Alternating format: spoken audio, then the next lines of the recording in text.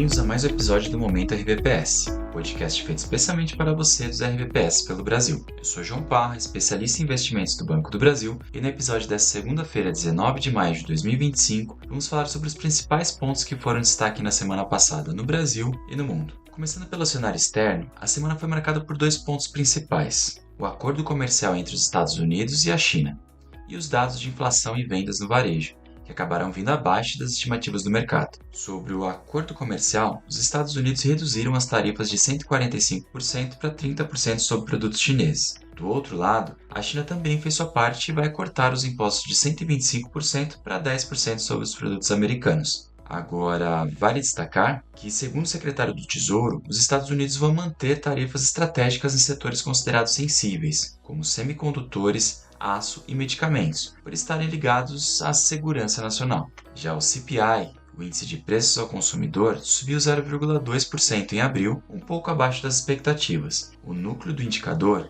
que exclui alimentos e energia, também avançou 0,2% frente à projeção de 0,3%. Na zona do euro, o crescimento econômico do primeiro trimestre de 2025 foi levemente revisado para baixo em relação ao trimestre anterior, mas a comparação anual bem em linha com o que o mercado esperava. Já na China, o Banco Central destacou uma forte desaceleração na concessão de créditos por parte dos bancos, agora em abril. Isso reflete um certo clima de cautela diante das incertezas envolvendo as tarifas dos Estados Unidos. No mesmo período, os indicadores de inflação por lá também mostraram fraqueza. O indicador ao consumidor recuou pelo terceiro mês seguido, e os preços ao produtor seguem em trajetória deflacionária. E para os próximos dias, o que temos de agenda? Nos Estados Unidos, a semana será marcada por discursos de dirigentes do Fed, leilões do Tesouro e pela divulgação de indicadores de atividade, com destaque para as prévias dos PMIs. Os investidores também permaneceram atentos aos desdobramentos das negociações comerciais conduzidas por Donald Trump, assim como ao andamento da pauta de corte de impostos no Congresso americano. Na zona do euro, a leitura final do CPI deve confirmar o ritmo de alta apontado pelas prévias. As projeções indicam um avanço de 0,6% na comparação mensal e de 2,2% na taxa anualizada. Outro ponto de atenção será o PMI de serviços, que deve se manter em território de expansão. Já na China, os mercados aguardam os dados de vendas no varejo e da produção industrial. O Banco Central Chinês, o PBOC, também divulgará as taxas de juros LPR de 1 a 5 anos. A expectativa é de que haja alguma flexibilização desses patamares. E no Brasil, como foi a semana? A ata do Copom trouxe uma análise detalhada da conjuntura atual, que segue complexa. O comitê indicou que continuará acompanhando os desdobramentos da política comercial externa, bem como seus impactos sobre a economia real e sobre as condições financeiras. Com isso, o foco estará nos mecanismos de transmissão dessa conjuntura externa para a dinâmica interna da economia. Em relação ao cenário doméstico, a ata destacou que a atividade econômica já dá sinais de uma desaceleração,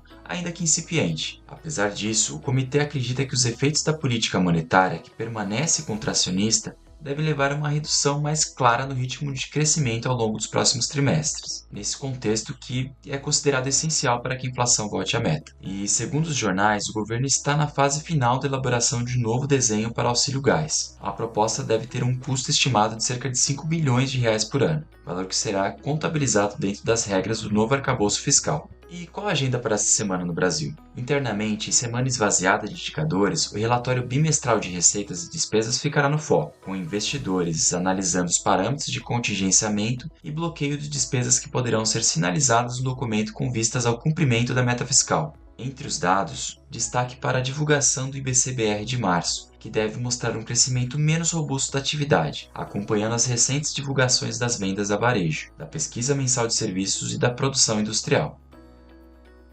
Como tudo isso impactou na nossa busca pela meta atuarial? Após a ata do Copom, ainda que o ambiente atual permaneça desafiador, com inflação pressionada e expectativas desancoradas, avaliamos que há uma probabilidade maior do colegiado optar por manter o nível de juros de 14,75% por um período prolongado, ao invés de um ajuste final na próxima reunião. Nesse sentido, passamos a projetar uma Selic estável em 14,75% até o final de 2026. Salientamos, entretanto, que possíveis tensões comerciais ou geopolíticas podem levar a desvios desse cenário, a depender da direção dos preços das commodities e taxa de câmbio. Assim, seguimos alinhados a uma estratégia mais defensiva, de baixa volatilidade para a carteira, com foco no atingimento da meta atuarial. Nossa principal recomendação segue com ativos pós-fixados atrelados ao CDI, com a reabertura do Fundo BB Renda Fixa Institucional, enquadrado no artigo 713-A. Outra alternativa, enquadrada no artigo 75-B, é o Fundo BB Renda Fixa Espelho Sul-América Crédito Privado ASG, com uma carteira diversificada de debêntures e letras financeiras atreladas ao CDI, e ainda alinhado às melhores práticas de sustentabilidade. Lembrando que o BB Renda Fixa Espelho Regi Institucional Equilíbrio 30 segue fechado para novas aplicações devido à elevada procura.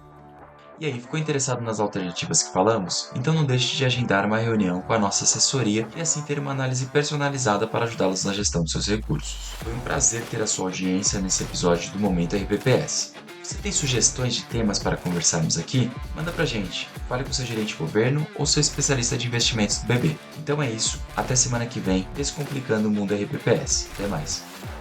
Conforme padrões da Anbima e aderentes às resoluções da CVM, seguem avisos obrigatórios antes da decisão de investimentos. Leia o prospecto e regulamento dos fundos antes de investir. Rentabilidade passada não representa a garantia de rentabilidade futura. Fundos de investimentos não contam com cobertura do FGC, Fundo Garantidor de Crédito, do gestor ou administrador. Para avaliação da performance de um fundo de investimentos é recomendável a análise de no mínimo 12 meses.